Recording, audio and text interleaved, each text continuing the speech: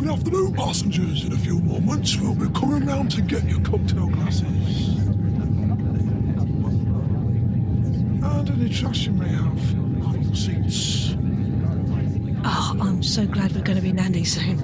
Oh, you and me both. I can't wait to stretch my legs. But it's so exciting. I mean, how long has it been since the last time you've been on an adventure like this? I went to PodCon 2 a couple of years ago. Remember back in the day when we thought we could always just, hop on a plane and get to wherever we dreamed of any time. I know, right? I used to search online for travel bargains like how some people shop for clothes. Now the idea of getting into a closed metal tube with a few hundred other people feels kind of risky. It's just even more thrilling now, isn't it? It's like a locked room murder mystery, isn't it? Everyone's got their masks on, but will everyone behave themselves?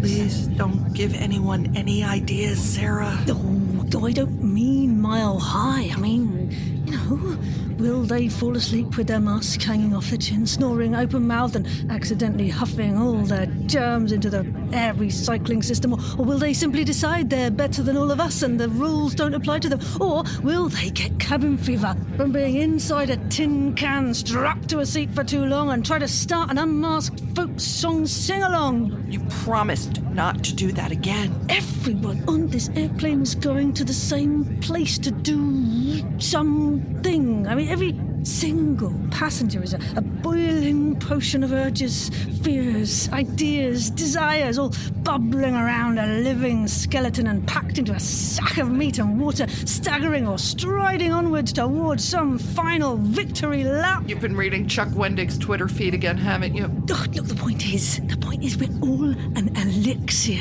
of desires, stirred by the slings and arrows of outrageous fortune, stuffed into a cylinder, hurtling through space at nearly 1,000 kilometers an hour, and finally we're all confronted with the ultimate equalizer. Will the plane land? What do you mean? Oh, you know exactly what I mean. These flight attendants, they aren't making eye contact and being nice to you because it's their job and they want you to be quiet.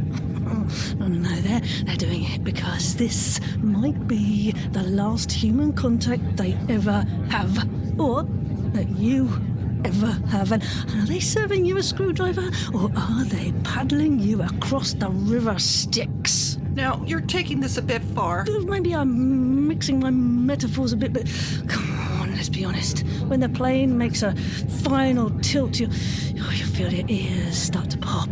The clouds below the windows start to rise, and you try to ignore that shaking feeling in the walls and the floor. And could you please hand me that air sickness bag? Are you nauseous?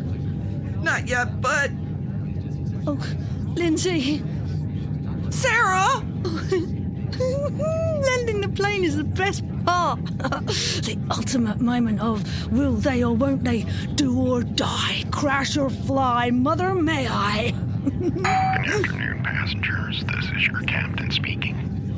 Shh, it's starting. Just wanted to bring your attention to the windows at the left side of the cabin. If you look out that way, you can see the beautiful islands that make up the independent state of Samoa.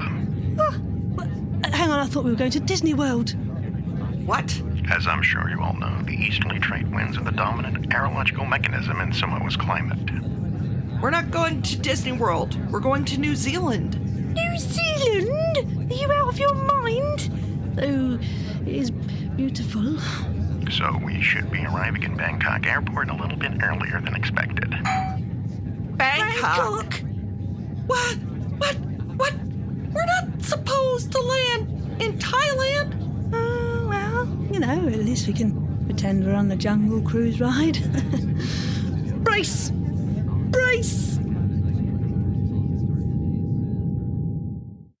Hello, people of the crazy world, and welcome to our happy ending of Season 1 of Adwit. That's all I have to say. Thank you for listening. Bye! End credits. Hang on, wait. That's it, Sarah? You're ending it all before we've even begun? Well, I've seen some podcasts do that, and that, they just felt unfinished. I wanted more, and they gave me nothing. And no, after all the time I invested in that, and no, I'm not going to name them. Go on. Nope. Okay. Well, let's think about, just for a second, why I thought a plane landing in New Zealand versus Disney World versus Bangkok for this episode on How to End Your Audio Drama was funny and appropriate. Oh, do tell, do tell. I was struggling for a metaphor for final episodes, whether it's for an entire series or a season. Fictional Lindsay wanted to go to New Zealand so she could curl up in a hobbit hole and write and maybe hang out in coffee shops where she just might happen to accidentally run into the guys from Flight of the Conchords. Business time. Fictional Sarah would want to go to Disney World, where anything can happen. Yes. Oh, and for the turkey legs. I've never seen them so huge, Lindsay. Bangkok is the busiest airport in the world or something. Could they get a connecting flight? Could they reach their destination? Would they have to split up? You know, that's a palatable metaphor, though, huh? And sometimes, you do crash, and sometimes you land a plane. Sometimes you have a connecting flight, and sometimes you've reached your destination. But, the ones I think that work best are the ones where you and the audience, of course, are not lost. Yeah, either you've gotten to where the protagonist planned to go in the first place, or you end up in a place where you're poised to keep going to that destination. It's so satisfying when that happens, isn't it?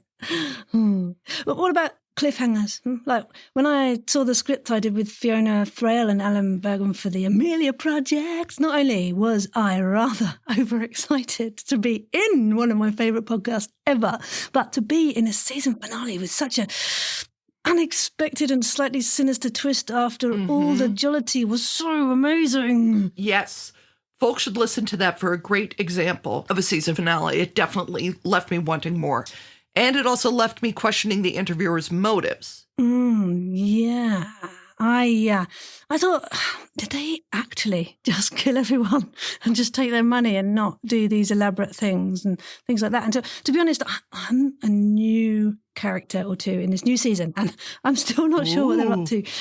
But, it is brilliant writing from Oysten Braga and Philip Thorne. I love them and their show so much. And I feel it's a definite beacon of awesome on the landscape for sure. Like, for me, The Truth podcast and Wolf 359. See, cliffhanger works best when the situation clearly points to, holy cow, they are never going to make it to that final destination. Like, The Empire Strikes Back ends with, holy cow, these guys are never going to defeat Darth Vader. The Empire is everywhere.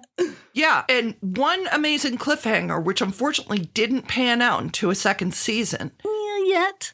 I think there was writing happening at some point for season 2, but you haven't even said the name of it yet, so our listeners don't know it. But I know what you're talking about because I read the episode notes. You did? It doesn't show. Can you guess the political weaver of a thriller we're talking about, folks? President, he's horrible, he's incompetent, about to maybe win an election. He might win. Any ideas of the name of it? Sarah, remember, they can't answer back. Well, I can hear some of them screaming at their listening devices. Put them out of their misery, will you, Lindsay? It was, drumroll please, tune into next week's episode to find out what we're talking about. Okay, stop that. I see what you did there. No, it was Terms.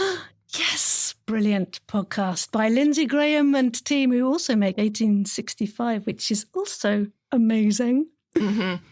You should all check that out. The original premise of Terms was save democracy by getting rid of the Electoral College. Getting rid of the Electoral College is something that political science people have talked about for a very long time. So if you don't know, if you're not familiar with the Electoral College, I'm sorry, I'm not going to explain it to you right now. This is the Audio Drama Writer's Toolkit, not the Political Science Toolkit. I am sure people are aware after the last however many years. After the last election, yeah. Crazy. Yeah. So in the case of Terms, a situation comes up where getting rid of the Electoral College becomes very, very relevant. An unpopular and possibly destructive presidential candidate wins an election because of the Electoral College. So the sitting president starts doing sneaky, underhanded stuff in order to subvert the Electoral College. Is this good for democracy? I loved the episode with the woman who could challenge the bad presidential candidate and become president but she refuses to do it because it also subverts the democratic process. So in the final episode... spoilers, people, look away. It looks like everyone is going to go through with the inauguration, and the sitting president invokes emergency powers to completely rewrite the Constitution. And there's going to be troops everywhere. The stock market is shut down for 5 days, et cetera, et cetera. You know, in hindsight, listening to this now in 2021, it feels like, of course. But at the time, it felt like, yes. So... Yeah. In any case, this fits with some of the original goal, keep the bad guy from becoming president. But it brings into question the original premise, preserve democracy and preserve the will of the people. Yeah, I heard it actually when it aired a few years ago. And, well, the timing was definitely, wasn't it? And also, can this truly be happening in real life and in podcast? What? Yes. Unfortunately, the series aired in November of 2016. When presidential candidate elected via the Electoral College, but not the popular vote, actually happened. The whole thing was just too close to reality. If you listen to the final episode right now, it reminds you of that awful period of time in early January of 2021. Terms is a great series, particularly if you like shows like The West Wing or Designated Survivor or even In the Loop, which is a comedy. If you like political intrigue, this is a great show for you. But the cliffhanger is hard to stomach because Terms never had a second season. If we all, every single one listening now, go review it now and say how amazing it was, and maybe they'll do another season. Huh? Go on, go do that, folks, won't you? And for all the shows you mentioned today, and this one, if you like. We do love our feedback, don't we, Lindsay? Yes. Or you can write to us at writersadwit@gmail.com. Mom, please do. The point is, you have the premise. Remember when we talked about this? And you have the stated goal. And you can achieve the stated goal, but lose the premise. So what you're saying here, Lindsay, is this is also an example of how an ending can be unsatisfying, but still good. I guess what I mean by good is that you're satisfied on that subtextual level if the premise is satisfied. But if your text goal is met, but your subtext goal is not met, your audience is going to feel lousy. But if your premise goal is met and your stated goal is not, you feel good even though you don't quite understand why, like in Steal the Stars. I love everything that Matt Rogers writes. Yes, he is awesome.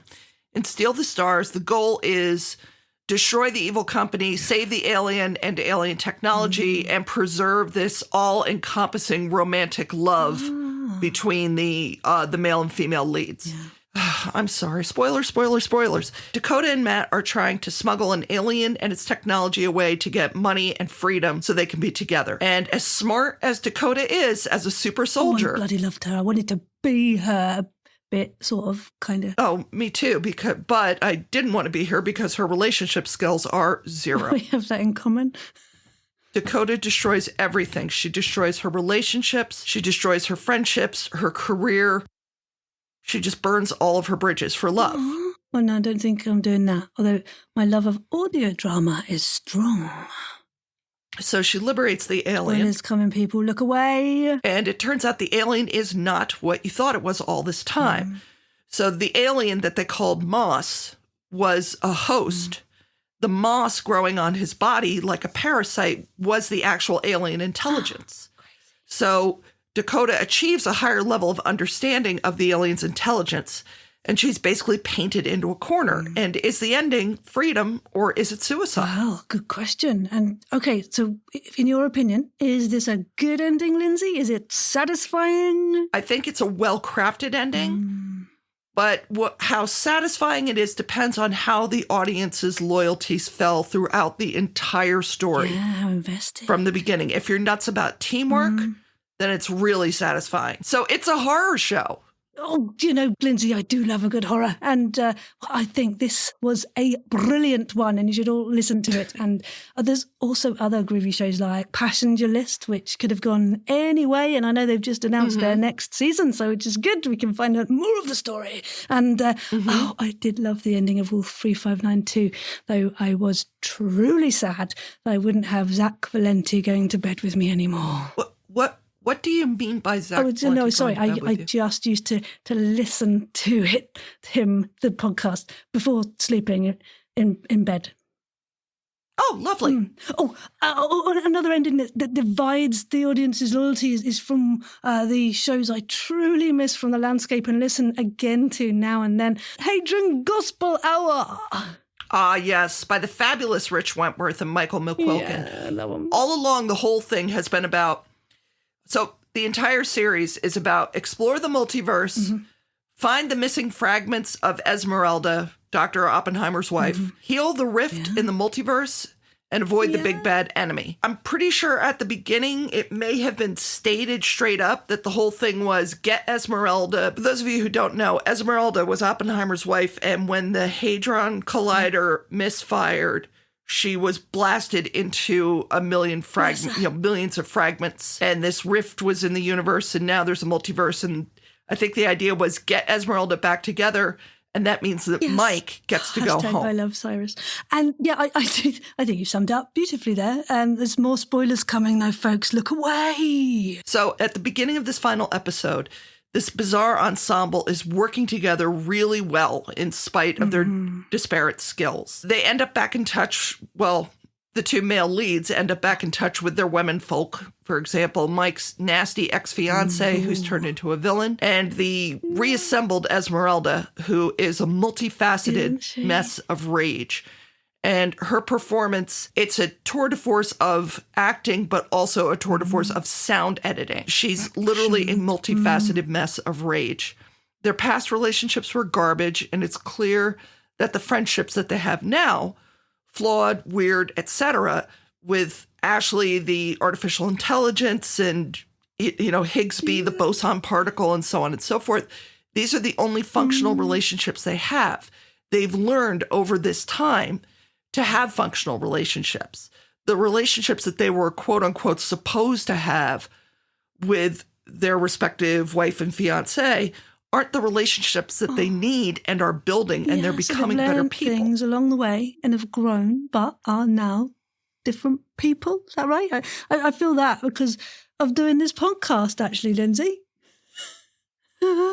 Aw, me too. Spoilers in 3, So 2, now. Mike and Oppenheimer get thrown out of an airlock. But before that, Oppenheimer gives the big bad level boss villains this speech about a wellspring of empathy that, through words, provides order in chaos. I loved this speech so much. I sat down and I wrote the whole thing down in my journal. Do you want to read some?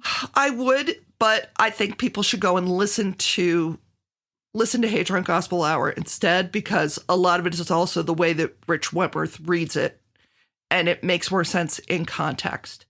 But it is a perfect treatise on why write absurdist comedy in difficult times. Oh, how can art be more absurd than our lives right now? That is for another episode, Sarah. We're doing more? What? If the will of the people is there. Well, do let us know if you want more, won't you? Do, because, okay, so back on this. So why was this Oppenheimer speech important? Well, their absurdism ends up saving them because they managed to take off into portals in the multiverse. But... Oh, I like big butts and I cannot lie. They get sucked into separate portals. Oh, no. The peril, the danger and excitement of being sucked off in portals. Sarah, that sentence you just said will not get into the podcast. It is an excellent cliffhanger. Yes. So the premise, friendship and absurdism are magic, is preserved, even if the stated goals are completely exploded in actually by the end of the episode, literally. I mean, I've got to say, I often still think about the brilliance of that Wovercoat season 3 ending, don't you? Oh, yes.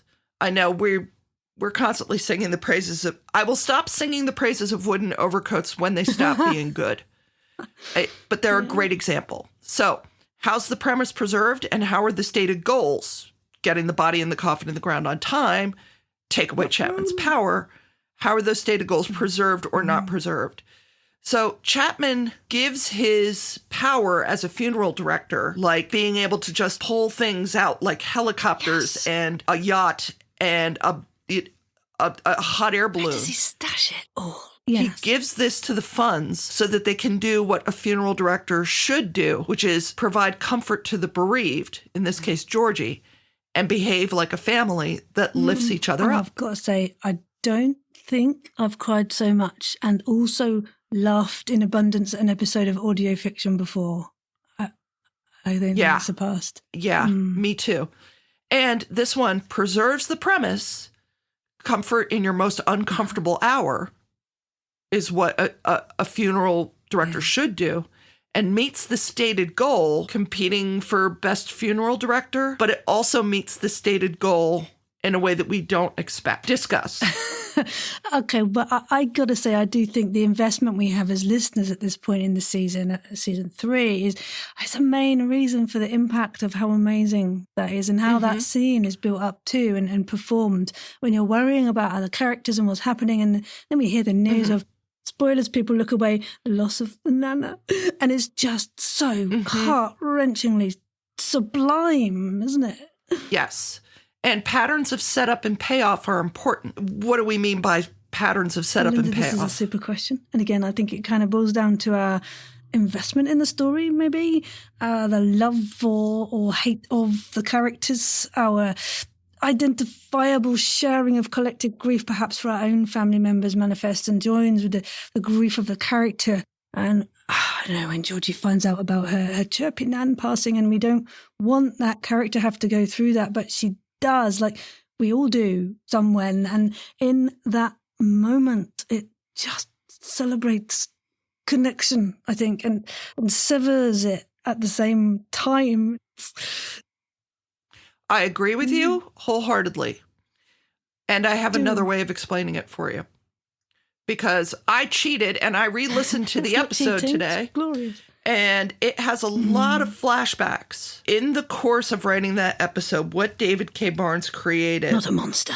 you begin with the moment that Georgie meets the funds, and we learn about what their relationship is like. And then later on, there's another flashback that is Georgie and her nan lost at sea together, being tossed about in the ocean and being washed ashore on the island of Piffling.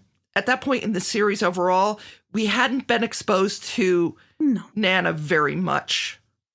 We hadn't seen a whole... We knew that Nana was adventurous and a little salty, and that she was clearly the kind of rough and ready, flexible, slightly crazy woman that Georgie is. But we hadn't gotten a whole lot of time with that character.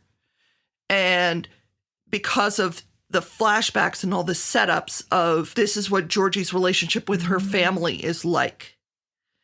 The ending with the wedding and the balloon, getting through the wedding, but also having the hot air balloon funeral. Yeah. The moments where there is nothing that you can say to someone else's grief. And it's not that you should say anything. It's that you should simply spend time with somebody in their grief. That's, I think, why it's so important. If you've never listened to it, go listen to it. If you already have listened to it, there's a scene where there's a section where Madeline the mouse is describing the experience of scattering Nana's ashes at sunset from the hot air balloon. And it's just a gorgeous piece of writing. Unfortunately, in the U.S., it's illegal to randomly scatter ashes like that. But it sure would be a nice way to go. Are we making a pact now? That's what we're doing. We're going to be in trouble. You're right, Sarah. All of these things that you said are correct. And it's not that every good story needs to end with a twist of some kind. It's, what was set up have to be paid off, but it doesn't have to be paid off chapter and verse. And we need to be emotionally invested. No, I don't think every ending does need a twist, not at all. But I do think we need to have a reaction or a connection to those characters, not necessarily identify with them as such, but I don't know, just want them to succeed or fail. And I'm just trying to think of some examples. I think Lily and Tara in the Amelia Project steal those important tapes that throw that Amelia Project team intentions into question kind of moments, or the Kaiser Sose moments, or the this election outcome would be crazy moments. They're out loud shouting at the listening device moments, aren't they? And I care what happens. I think that is an incredible moment. It's gasp worthy, and it leaves you perhaps even a little exhausted after listening and makes you want to crave more. So what happened next? Don't end. Please don't stop. Do you want me to tell you why I think the Tara and Lily episode was brilliant? Yes. Okay, so at one point, Lily says, we could break into your safe very easily, but we wouldn't do it because of the looter's law. And the looter's law is basically you don't steal anything for profit. You only steal things for fun because it would be difficult or challenging or interesting. And she says, we could break into your safe right under your nose. Yeah. They say that midway through, and they say, and the implication is, but we wouldn't do it because of the looter's law, and we're not going to do it. We're not going to steal those tapes. And then at the very end, you find out they said they weren't going to steal the tapes, and they did. They said they could. They did. And they did. And the looter's law, which was presented as such a great idea, and it was what they have in common with the interviewer, is that's what makes them, it's like that's what made us trust them, and it was betrayed. It was all not true. Yeah. So they said the writing on this episode is particularly brilliant because they set it up, and then it's paid off, but it's paid off. It's opposite day paid off. It's up. I knew they were lying. I knew. It's sort of, I told you I was a scorpion. Or I told you I was a fox, that whole story. So and we knew from the beginning that these women were devious. And then at the very end, there's this gorgeous sound collage of all of the bits of tape from ever since the beginning. Yeah, all of the bits of tape, all of the stories, all of the characters, and all of the bits of tape. And they do say to the interviewer, are you recording this? Or tell me that you're not recording this, or I hope that you're not recording this. And he says, well, of course I'm recording this. We record everything for archival purposes. So he didn't lie to them, and they trusted him. And at the very end, there's those snippets of the original answer phone calls, not the Amelia outgoing message, but their message, the whole please call me back, please call me back, please call me back. And we hear that these people actually were genuinely desperate to disappear. They trusted him. They trusted the interviewer and Amelia by extension with their stories. And that trust has now been betrayed.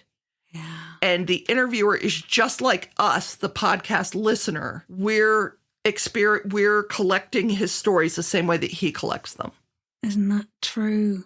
Yeah, but unfortunately, everything has to have an ending, though, doesn't it? I wish Lost hadn't ended like it did, though. What would you have done? To be honest, I'm not entirely sure, but definitely not a Bobby Ewing or a Bouncer moment. Who's Bouncer?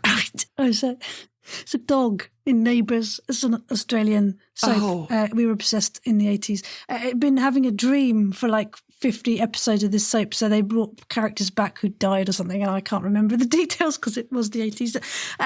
And then, like, what's her name? Waking up and finding Bobby Ewing in the shower in Dallas. It was all a dream. That's annoying. There's a cliffhanger, and audience are like, WTF. Yes. Yes.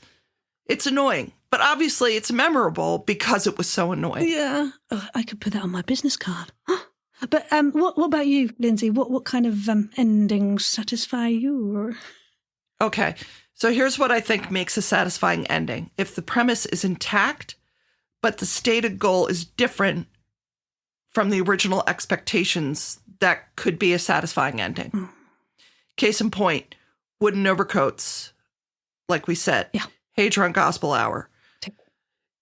Both of them, the stated premise is, in Wooden Overcoats, it's who's going to provide comfort in your darkest hour, and who's going to be the best friend, even if, nobody said anything about a hot air balloon at the beginning.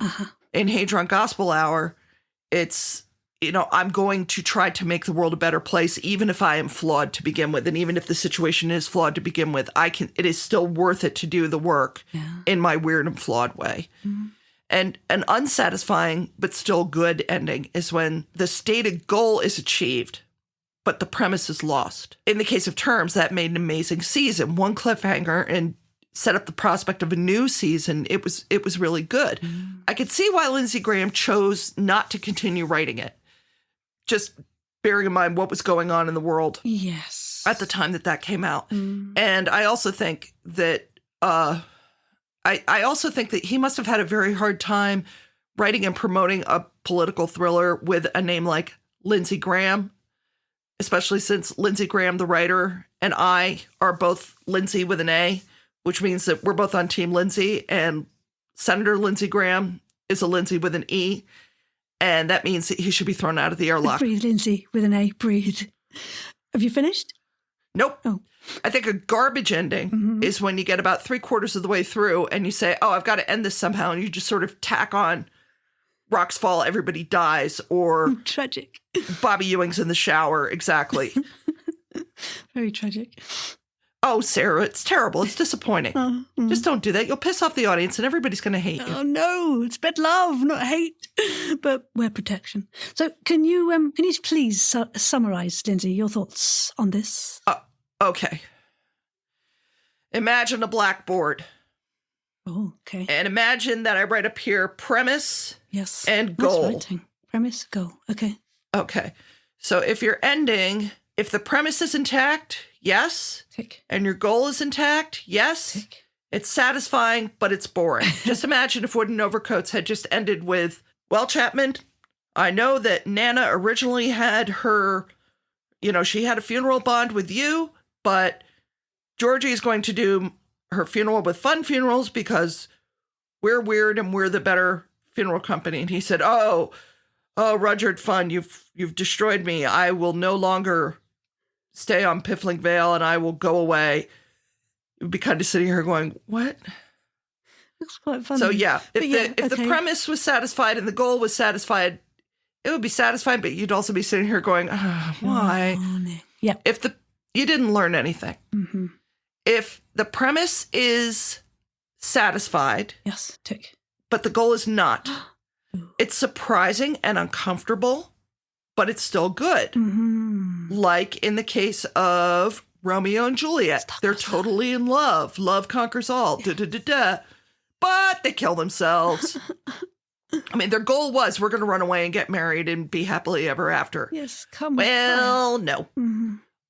In Steal the Stars, the premise, screw the giant corporation, save the alien, is preserved, but the end goal, two star-crossed lovers run away together, is lost. Mm-hmm. Hey Drunk Gospel Hour, same deal. You have the premise, friendship and absurdism are magic. Yep. And let's explore the world in crazy ways, is preserved, even though the stated goal, heal the rift in the universe, is completely lost. Mm-hmm. The next way that you can deal with this is if your premise is lost, but your goal is met. You have a frustrated audience, but it's good if you can set up a cliffhanger, like in the case of Terms. Yeah.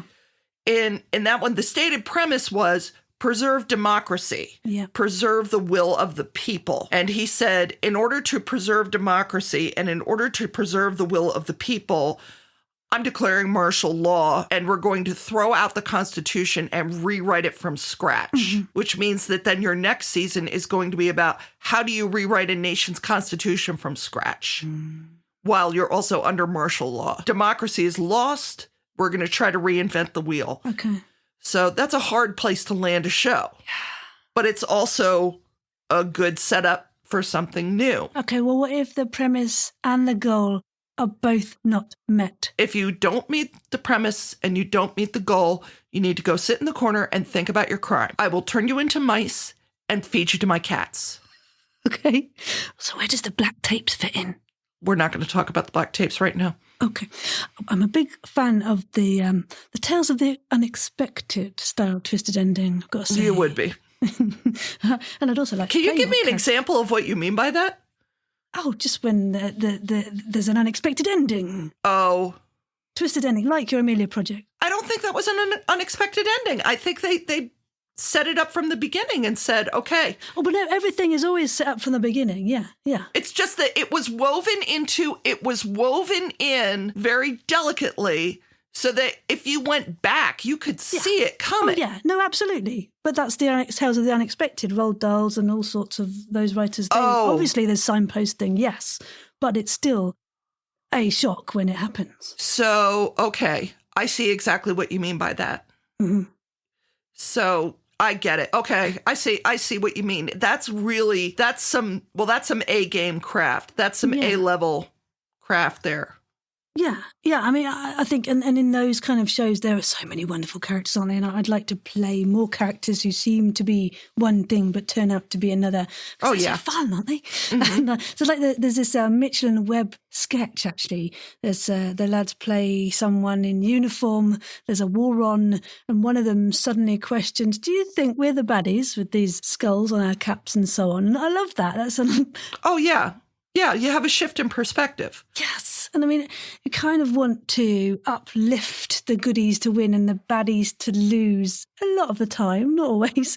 I just watched the Invisible Man film today, and the ending was satisfying, I guess. It's pandering a little to what we kind of might have wanted as a payoff, but I also, spoilers, Sarah's brain thinking, I also wanted her cop friend to do something with an invisible suit too, or for her to be still thought of as mad. And I've got to say, my favourite endings are often dark. They're unexpected. For example, Brazil. Do tell. Do you know Brazil by Terry Gilliam? It's my favourite film in the whole world. And I love the whole Buttle and Tuttle administrative mistake thing, and the characters that just, I don't know, they're so well drawn or grotesque. And there's the big, beautiful sets shot amazingly from Gilliam's perspectives, and the humour versus the dark. And then Michael Palin as a baddie is just about the sexiest thing I've ever seen.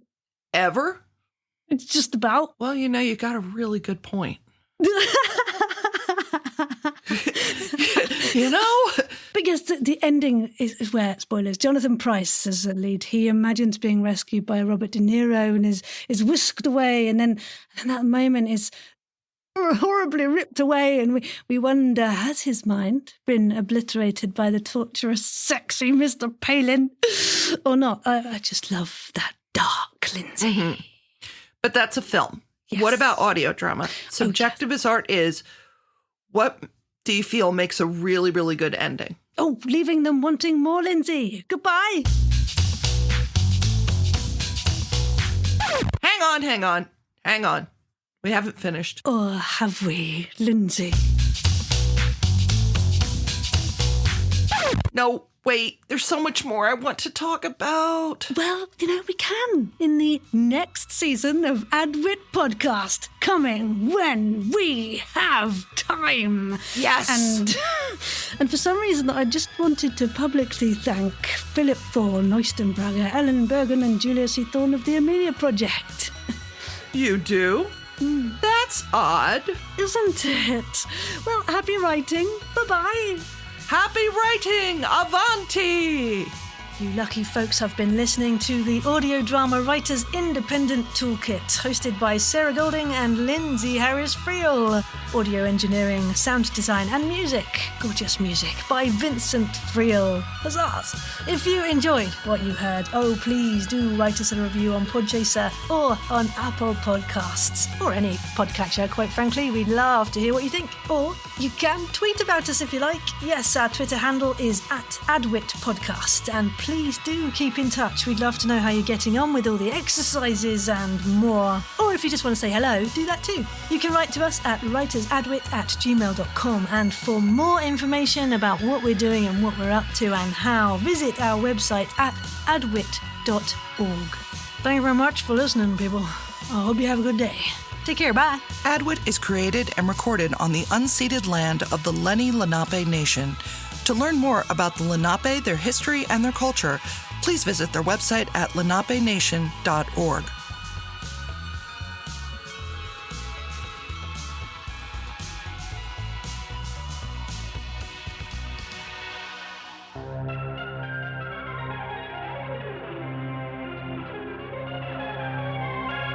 6630 Productions.